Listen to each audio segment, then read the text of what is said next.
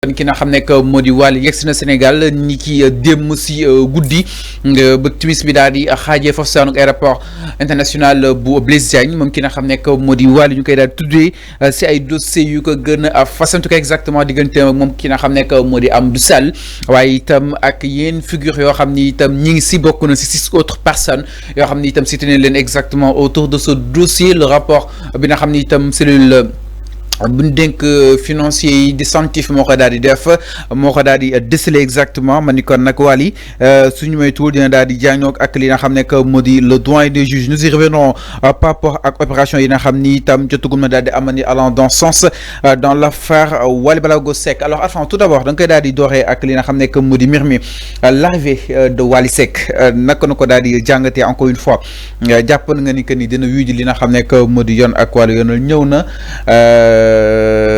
yegsi fu seeni daal di war a mën dem jàkkaarloog li nga xam ne que moo di justement sa convocation. oui di ko nuyu d'abord moom Moussa Samb sama grand boobu depuis Italie Moussa Samb ñu lay nuyu bu baax a baax alors Wally Seck xam nga Fall yàgg naa wax ni que Wally Sénégal rek la xamul feneen. donc contrairement ñiy jàpp ni que Wally dina daw wala rajo bi doon taxaw di naan Wally Seck bul ñibbisi Sénégal wóorul. man dama jàpp ni que loolu c'est de faux discours. Wally Seck dafa war a ñibbisi dem wuy ji sëgam moom moo ko waxal boppam moom moo ne justice réewam su ko soxlaa moom dina dem wuy ji par force c'est lui qui l'a dit même le Wally Seck moom moo ko waxal boppam. donc je ne vois pas en quoi Wally nekk France dinaan du ma wuy ji justice Sénégal.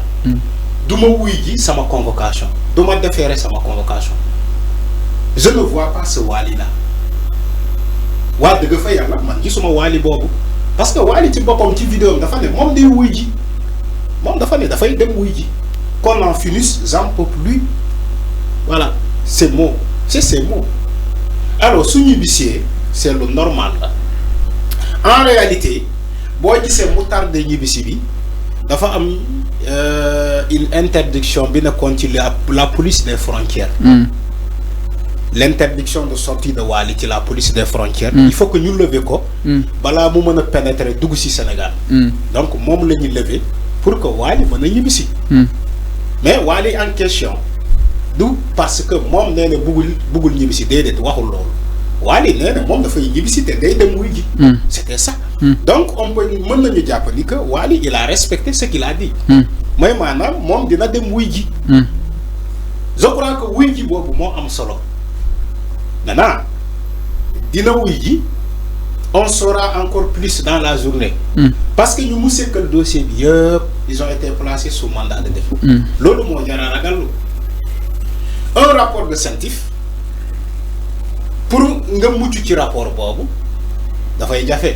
à moins que nga def contestation sérieuse wala nga am gàllankoor bu la teree dugg kaso mais en général rapport CENTIF képp ku mu épinglé franchement boo demee dañ lay mandat de dépôt parce que le procureur financier moom moo koy sàkku moom mooy ne diw ak diw bu ñu épinglé ci dossier bi bu ñu ñëwee ngeen mandat de dépôt la ngeen placé ma leen sous mandat de dépôt. alors loolu dina si ñëw Arfan mais doon Wally donc maanaam si wuyu ji li nga xam ne que mu di convocation automatiquement mandat de dépôt la parce que ñu ngi ko sekkal 6 autres yi dañ leen mandat de dépôt exactement donc Arfan dossier Wally Seck dina xaw a complexe si ñenn ñi. parce que ñu ngi ko sekkal Arfan tamit ñu ngi si kaso bi donc dina naqaree atte pour ñu relâcher Wally après audition. l'affaire est beaucoup plus sérieuse que ça Fallou l'affaire est beaucoup plus sérieuse que ça. amaana ñi ñu ngi koy jël di ko fooyee di ko def un débat de la rue même ci TikTok bi gars yi maîtriser wul information yi ñu ngi wax mais je te dis que c'est un dossier très sérieux parce que Wally a été cité dans un rapport de la CENTIF la cellule nationale de traitement des informations financières qui travaille avec les banques moo def rapport ba génnee ci tuur Wally Seck Wally Ibrahima Wade Seck donc le rapport est beaucoup plus sérieux que ça. aujourd'hui ñii ñaa ngi wax ci ay jaayum oto. Wally moo wax damaa jaay oto Amadou Sall. mu jox ma un chèque.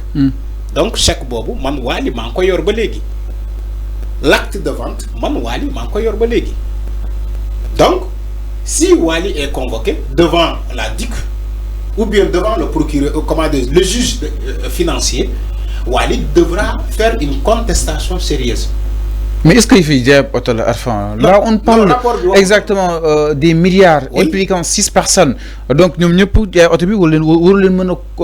concerner quoi, comme plus sûr. Le rapport bi dafa ne Wally 210 millions autant pour moi lañ koy topé. Ci les 5 milliards. Yi ñi déclaré. Wally 210 millions lañ koy topé. Rapport bi loolu la ça dit que rapport bi dafa détaillé.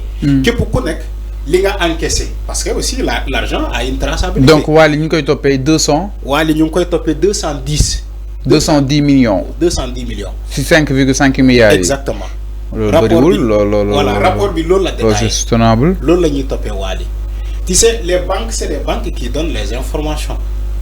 Les banques, ils travaillent avec la CENTIF, c'est les banques là qui donnent les informations, les transactions.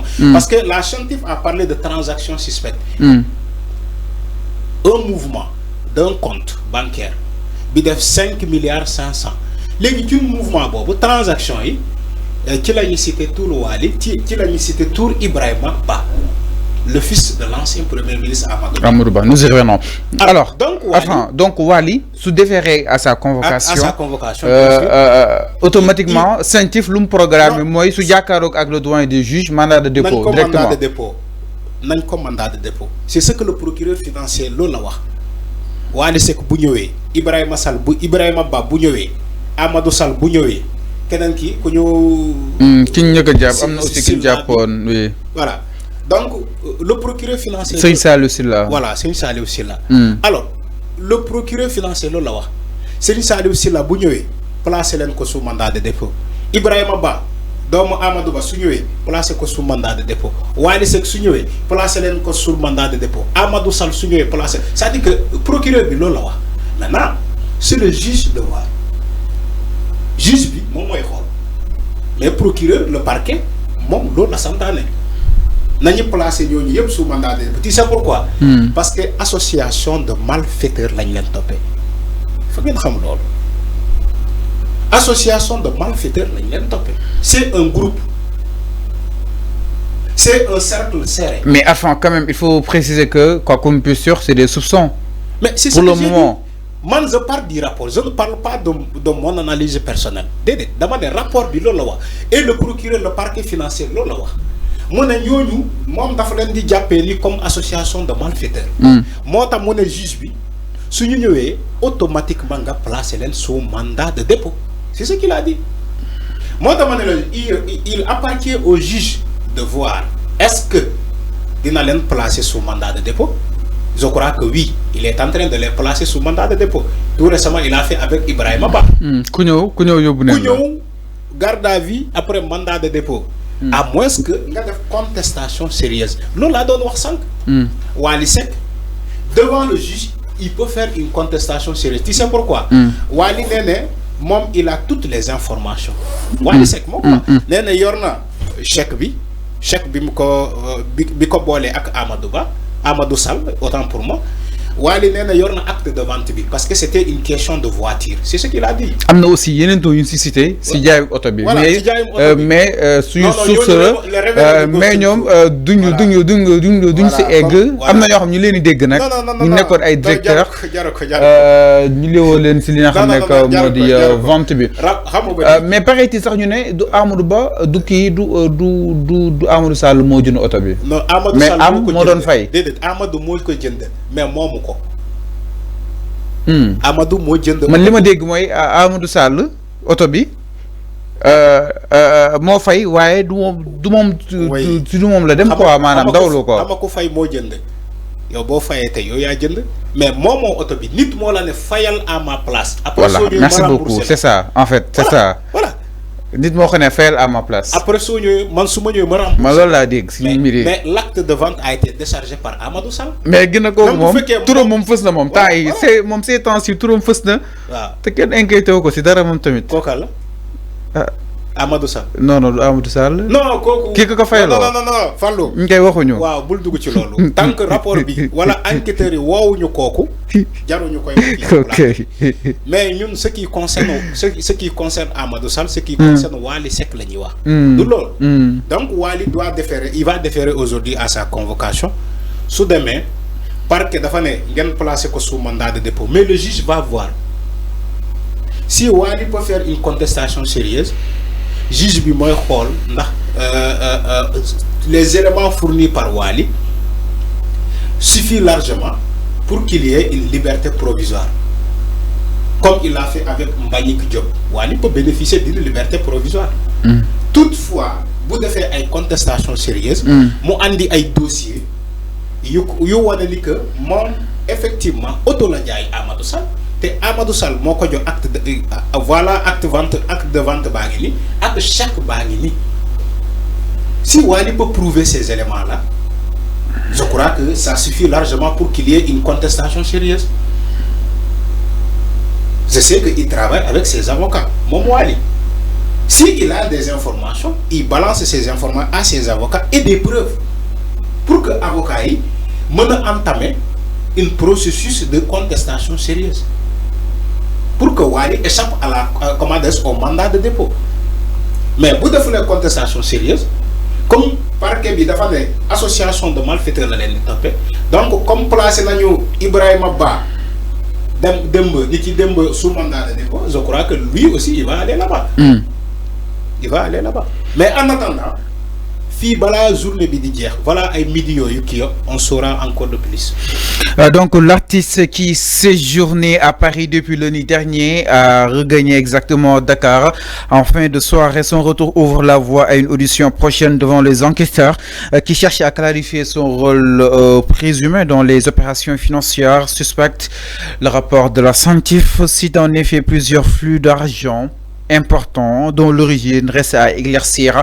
man ni kon Wally bi nga xam ni itam moo génnoon dëkk bi jamono jële ñëwaat na nag lu yàgg du dañ ko daal déglu devant li nga xam ne que moo di le pôle judiciaire financier. Donc parallèlement plusieurs autres personnes physiques et morales ont été déjà interpellées dans le cadre de cette vaste enquête. Parmi elles figurent des gérants d'entreprises de commerce et de services ainsi que des personnalités connues du monde des affaires. Elles sont poursuivies pour association de malfaiteurs et blanchiment de capitaux en bande organisée. Les enquêteurs tentent de remonter la chaîne des transactions allant des opérations de change au retrait de fonds massifs en passant par des sociétés immobilières soupçonnées de sévir justement de clôture.